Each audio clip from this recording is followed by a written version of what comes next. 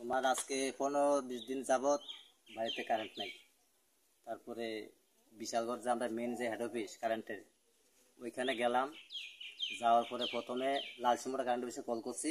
ওইখান থেকে তারা 2-3 জন লোক আইছে, আইসিরা সামনে একটু ওইখানে ঘোড়ার মধ্যে টাইট দিয়েছিরা গেছে গা, ঠিক হয়ে গেছে গা, ঠিক হয়ে গেছে গা। এরপরে তারা ঠিক করে গেছে, কিন্তু ঠিক হয়েছে না।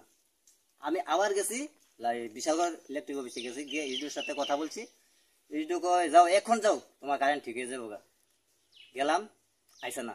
আবার 2 দিন পরে গেছি অ্যাপ্লিকেশন লিয়া, ইডিওর লাগে গিয়া বইয়া কথা কইলাম। ও এখনো গেছে না, ঠিক তো অফিসটা বোঝানি কি করে এ কইয়া যাও, অখন যাও, অখন যাইতেছে কারেন্ট। আমি স্যার অ্যাপ্লিকেশন লাগবো নি? না অ্যাপ্লিকেশন লাগতো না, আমি এখন লোক পাঠাইতেছি। এখন কইতে কইতে আজকে 1 সপ্তাহ গেছে, এখন পর্যন্ত লোক আইসে না। আমার বাতিজা পরীক্ষা আছে, পড়তে পারতেছে না কারেন্টের লেগা। তাইলে আজকে আমরা তো কাছে আমরা কাছে একটা কারেন্ট পানা নাই, তাহলে কেলে আমরা কারেন্ট পাইতেছি না ঠিক মতো। আর একটু বৃষ্টি দিলে রাঙাফিনা কারেন্ট থাকে না, লাল সুমরা কারেন্ট থাকে। কি কি কাজ করতেছে হেরা?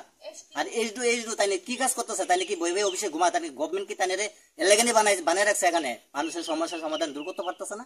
তাইলে কে লেগে বই তাই কথা শুনে না তাই স্টাফ? যদি আমার কথা আর কি। এখন আমার লাইন যদি কিভাবে আমি ইমার্জেন্সি আমার লাইন লাগে, আপনারা ব্যবস্থা করেন। এটা হচ্ছে আপনার 4 নম্বর ওয়ার্ড, আগে 5 নম্বর আসলে এখন ভাইঙ্গা 4 নম্বর হয়েছে। চলিলাম 19 চলিলাম বিধানসভা কেন্দ্র, রাঙ্গাবানিয়া মধ্যপাড়া। আমার নাম হচ্ছে প্রণব দেবনাথ। আমার এই দাদা আছে, হ্যাঁ তো বাড়ি থাকে না, সার্ভিস করে।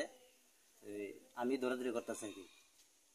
এখন তো কারেন্ট তো চাইতেছে, আমার সমস্যা তো সমাধান দূর হয়ে এটা ঠিক করেন আর কি আপনারা।